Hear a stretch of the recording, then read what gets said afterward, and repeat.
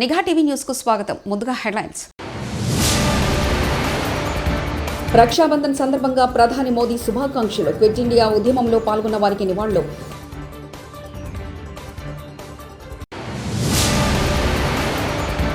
Telangana CM Revanth రెడ్డికి రాఖీలు కట్టిన మహిళా మంత్రులు.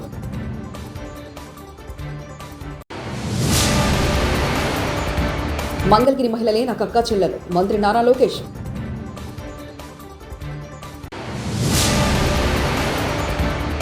విధి నిర్వహణలో ఉన్న పోలీసులకు రాఖీ కట్టిన హోంమంత్రి అనిత. రక్షాబంధన్ పండుగ వచ్చేసింది. ఈ పండుగ అంటే సోదరుడు సోదరి మధ్య ఉన్న ప్రేమ బంధం గురించి గుర్తు చేసే అద్భుతమైన సమయం. ఈ సందర్భంగా ప్రధానమంత్రి నరేంద్ర మోదీ దేశ ప్రజలకు హృదయపూర్వక శుభాకాంక్షలు తెలియజేశారు. సోషల్ మీడియా ఎక్స్ వేదికగా ఆయన ఈ పండుగ సోదరుల మధ్య ఉన్న ప్రేమను మరింత పెంచుతుందని గుర్తు చేశారు. రక్షాబంధన్ సందర్భంగా అందరికీ హృదయపూర్వక శుభాకాంక్షలు అంటూ సోషల్ మీడియా వేదికగా మోదీ తెలిపారు. రక్షాబంధన్ సందర్భంగా ముఖ్యమంత్రి రేవంత్ రెడ్డి మహిళా మంత్రులు రాఖీలు కట్టారు. మంత్రులు కొండా సురేఖ, సీతక్క, పార్టీ నేతలతో పాటు మలక్పేట ప్రభుత్వ అందబాలికల పాఠశాల విద్యార్థులు రాఖీలు కట్టి శుభాకాంక్షలు తెలిపారు. ఉప ముఖ్యమంత్రి బట్టి విక్రమార్క, మంత్రులు పొన్నం ప్రభాకర్, కోమటిరెడ్డి వెంకటరెడ్డి, స్పీకర్ గడ్డం ప్రసాద్ కుమార్ తదితరులు మంత్రి సీతక్క రాఖీలు కట్టి మెడాయిలు తినిపించారు.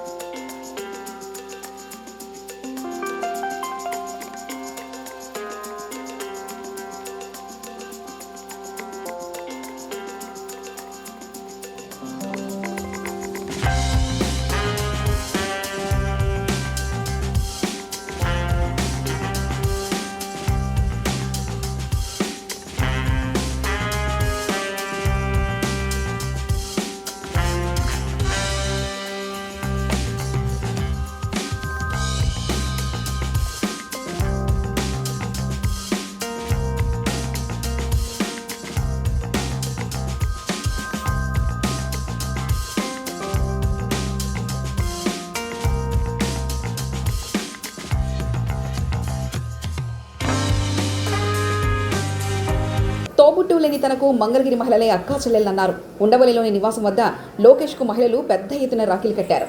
రాఖీ కట్టి తనకు అందించిన ఆశీస్సులు కొండంత బలాన్ని ఇచ్చారన్నారు. మంగళగిరి ఆడబిడ్డలందరికీ తాను ఎల్లప్పుడూ రుణపడి ఉంటానంటూ లోకేష్ తెలిపారు.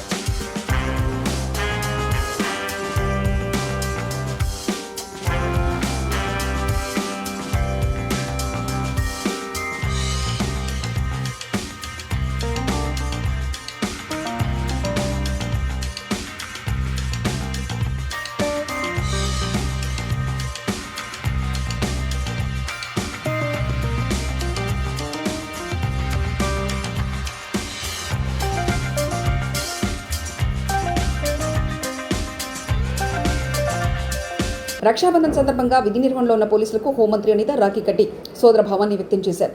విశాఖ ఎంవిపివి కాలనీ నుంచి ఉషోదయ జంక్షన్ వరకు ఆటోలో ప్రయాణించిన హోంమంత్రి ఆటో డ్రైవర్ గిరీష్ యోగక్షేమాలు అడిగి తెలుసుకున్నారు.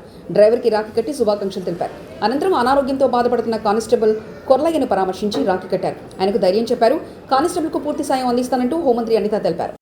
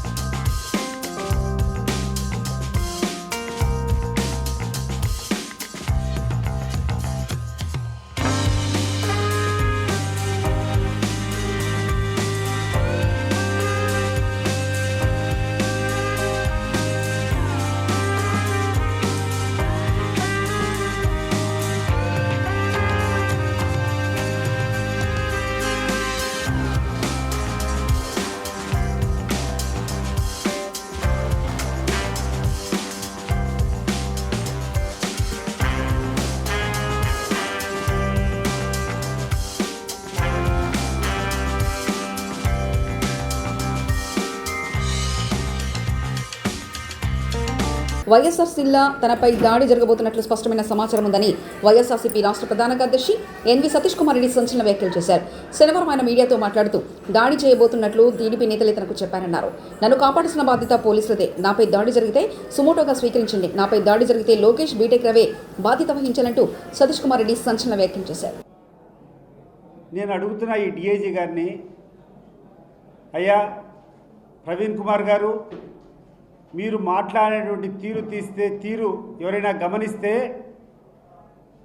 అసలు ఒక కానిస్టేబుల్కి ఇచ్చేటువంటి గౌరవం కూడా నీకు ఇవ్వని చెప్పి నీకు తెలియజేస్తున్నా.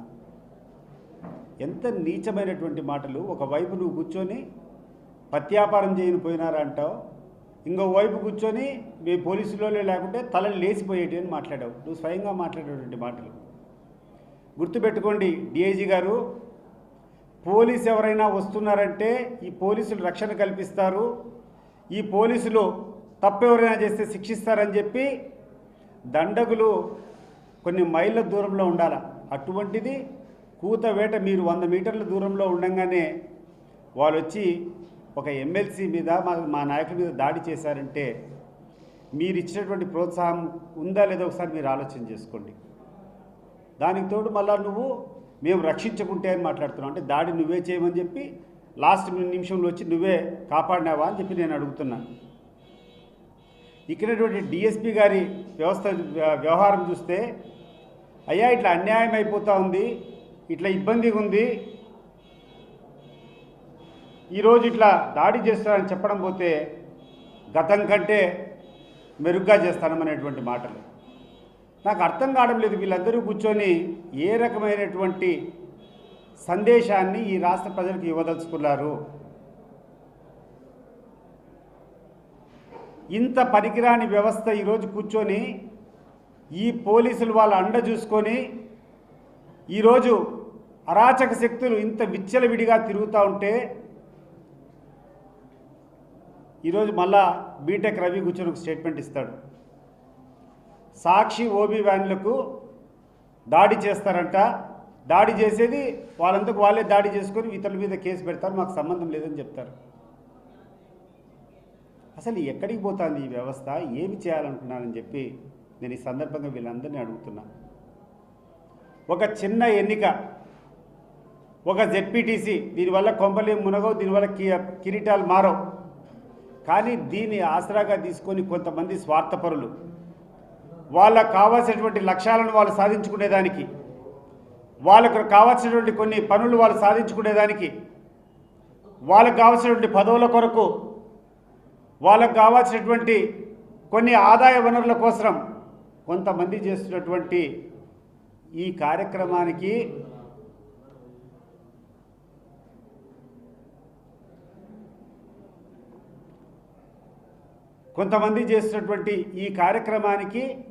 ఇంత పెద్ద ఎత్తున ఈ రాష్ట్రంలో ఉన్నటువంటి ప్రభుత్వ పెద్దలందరూ కూడా సహకరించడం ఒక పైశాచిక ఆనందంతో దీనంతా ఎంకరేజ్ చేయడం చూస్తూ ఉంటే ఈ రాష్ట్ర ప్రజలంతా కూడా దిగ్భ్రాంతికి గురవుతున్నారు.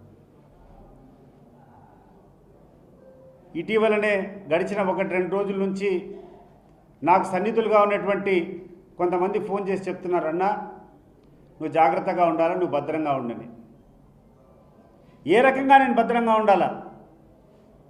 నేను ఒక 20-30 వాహనాలు వేసుకొని పోతే మీ వెంట ఎక్కువ మంది వస్తున్నారని చెప్పి ఆపేటువంటి పరిస్థితులు, మేము ఒక కర్ర పెట్టుకొని పోయినా కూడా మీరు ఎందుకు ఇవన్నీ మారణాయుధాలు పట్టుకొని పోవాలనేటువంటి పరిస్థితులు, ఒక్క పోలీస్ ప్రొటెక్షన్ లేదు. అయినా కూడా ధైర్యంగా ఈరోజు ఎన్నికలు ఫేస్ చేస్తాం కూడా. ఒకవైపు వీళ్ళే హింస ప్రేరేపించి, ఒకవైపు వీళ్ళే దాడులు చేసి వైఎస్ఆర్ కాంగ్రెస్ పార్టీ నాయకులపైన ఆ నెపాన్ని రుద్దడం, వైఎస్ఆర్ కాంగ్రెస్ పార్టీలను మళ్ళా దాంట్లో దోషులుగా చిత్రీకరించి కేసులు పెట్టడం. నిన్న అర్ధరాత్రి కూర్చొని నల్లపరెడ్డిపల్లికి సంబంధించినటువంటి మా నాయకులను ఒక 7-8 మందిని తీసుకొని వచ్చినారు.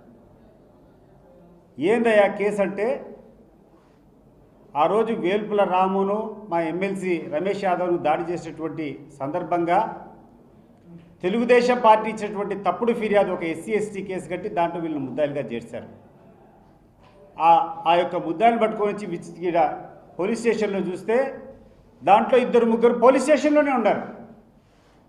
ఆ కేసు చూడండి మీరు. ఆ సమయంలో ఏ సమయంలో అయితే దాడి జరిగిందని చెప్పి ముద్దాయిలుగా ఈ పోలీసులు చేర్చారో ఆ సమయంలో పోలీస్ స్టేషన్లోనే ఉన్నారు ఈ ముద్దాయిలు. దాన్ని ఏమంటారు, మన బైండ్ ఓవర్ కేసు పెట్టుకుని పోలీస్ స్టేషన్లో ఉండరు. కొంతమంది అదే సమయంలో వీడియోలు ఉన్నాయి. అవినాష్ రెడ్డి గారు ప్రచారం చేస్తూ ఉంటే పక్కనటువంటి గ్రామంలో ఆడ ప్రచారంలో పాల్గొనే వాళ్ళు ఉండరు. టీడీపీ నేతలు పులివెందులలో ఓటర్లను ప్రలోభపెడుతున్నారని ఆరోపించారు మాజీ ఎమ్మెల్యే రాచమల్లు శివప్రసాద్ రెడ్డి. పులివెందుల జెడ్పీటీసీ ఉప ఎన్నికల్లో గెలిచేందుకు టీడీపీ అనేక కుట్రలు చేస్తుందన్నారు. పోలీసులు టీడీపీ అరాచకాలను వందపాడుతున్నారంటూ విమర్శలు గుప్పించారు. మాజీ ఎమ్మెల్యే రాచమల్లు శివప్రసాద్ రెడ్డి తాజాగా మీడియాతో మాట్లాడుతూ పులివెందుల జెడ్పీటీసీ ఉప ఎన్నికల్లో గెలిచేందుకు టీడీపీ అనేక కుట్రలు చేస్తుందని, అధికారం అండతో టీడీపీ అధికారులను విచ్చలవిడిగా వాడుకుంటుందని, పులివెందులలో జరుగుతున్న వాస్తవ పరిస్థితులు ప్రజలకు తెలుసని, వైఎస్ఆర్ పేరుకు పులివెందులలో ఓటమి లేదు, పోలీసులు టీడీపీ అరాచకాలకు వంతపాడుతున్నారు, సాక్షి మీడియా సిబ్బందిపై దాడి చేసేందుకు టీడీపీ నేతలు కుట్రలు చేస్తున్నారు, సాక్షి సిబ్బంది వైఎస్ఆర్సీపీ కుటుంబ సభ్యులంటూ చెప్పుకొచ్చారు. కానీ దాడి చేసిన వ్యక్తులు కొత్త పెళ్లి కొడుకుల మాదిరి ఊర్లోనే తిరుగుతూ ఉన్నారు. వాళ్ళని అరెస్ట్ చేయరు. ఎందుకు అరెస్ట్ చేయలేదు అంటే చాలా సీనియర్ మోస్ట్ ఆఫీసర్ డిఐజీ గారు కోన ప్రవీణ్ గారు ఇంకా మాకు ఊన్ సర్టిఫికేట్ రావాలా డాక్టర్ దగ్గర నుంచి, దెబ్బలు చూసి అవి ఏ సెక్షనో నిర్ధారించి మళ్ళీ ఆలోచన చేస్తామని చెప్పి బాధ్యత లేకుండా మాట్లాడినారు ఆయన. అదే సందర్భంలోనే తప్పుడు కేసులు మా మీద. వాళ్ళు దాడి చేసి రామలింగారెడ్డి పైన, రమేష్ యాదవ్ పైన మేము కంప్లైంట్ ఇస్తే 307 పెట్టామన్నారు. 307 నేను ఇప్పుడు చెప్తా ఉన్నా కదా రాష్ట్ర ప్రజలకు. ఈ 2 రోజుల తర్వాత 307 ఉండదు. ఈ 2 రోజులు అరెస్ట్ చేయరు. ఈ 2 రోజుల తర్వాత 307 324 అవుతుంది. స్టేషన్ బెయిల్ ఇస్తారు. విచిత్రం ఏంటంటే మా వాళ్ళ మీద మళ్ళీ ఎదురు కేసు పెట్టినారు. ఎస్సీ ఎస్టీ అట్రాసిటీ 307 అని చెప్పి రామలింగారెడ్డి పైన, హేమాద్రి పైన, ఇంకా అదర్స్ 50 అని పెట్టినారు. ఈ 50 మంది ఎవరు అంటే చేసిన వాళ్ళు కాదు. ఈ 50 మంది ఎవరంటే ప్రజలారా చేసిన వాళ్ళు కాదు. పులివెందుల మండలానికి సంబంధించిన 20 గ్రామాలలో వైఎస్ఆర్ కాంగ్రెస్ పార్టీకి నాయకత్వం వహించే నాయకులు, వారికి ప్రధానమైనటువంటి క్రియాశీలకమైనటువంటి కర్తలు, కార్యక్రమాన్ని నిర్వహించే నాయకులు. గ్రామానికి 2, 3, 4 ఏరపంచుకుంటూ వచ్చారు. ఇప్పుడు ఈ 2 రోజులు, ఇది 9వ తారీఖు, 9 నుంచి 11 వరకు పోలీసుల పని ఏంటంటే ఆ 50 మందిని ఫిలప్ చేయాలా. ఈ 20 పల్లెలకు సంబంధించిన మా నాయకత్వాన్ని ఫిలప్ చేయాలా. ఇప్పుడు 11 మందిని పిలుచుకుపోయినారు. వాళ్ళలో 1కో 2కో ఎల్బీ ఉందని. రక్షాబంధన్ సందర్భంగా ప్రధాని మోదీ శుభాకాంక్షలు. క్విట్ ఇండియా ఉద్యమంలో పాల్గొన్న వారికి నివాళులు.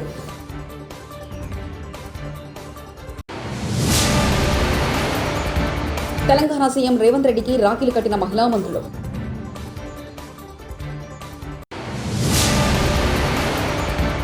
మంగళగిరి మహిళలే నాకు అక్కా చెల్లెలు. మంత్రి నారా లోకేష్.